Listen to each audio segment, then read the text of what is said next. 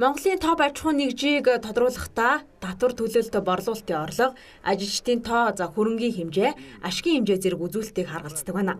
Талхчигэр компани нь 700 гаруй ажилчдыг ажлын байраар хангаж 2016 онд улсын төсөвт 3.6 тэрбум төгрөгийг төвлөрүүлсэн.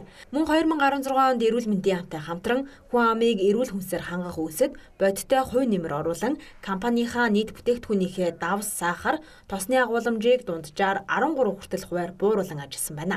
За баярлалаа. Ингээд Монгол улсын хэмжээнд идэвхтэй үйл ажиллагаа явуулж байгаа 60 гаруй мянган аж ахуйн нэгжээс топ 100 шалгаран энэхүү шагналыг авсанд баяртай байна.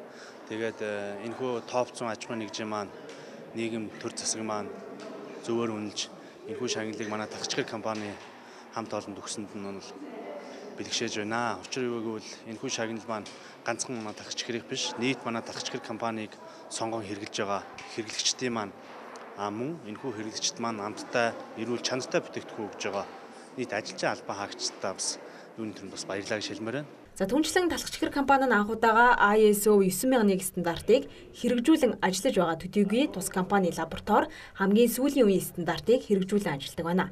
За түнчлэн тус компани ISO 22000 стандартыг нэвтрүүлэхээр ажиллаж байна. За эдгээр нийгмийн сайн сайхан чиглэсэн цогц хөтөлбөрүүдийг нийгмийн хариуцлагын хүрээнд Талхчгэр компани хэрэгжүүлэн ажилласаар ирсэн нь энэхүү шагналыг хүртэх гол үзүүлэлт болсон байна.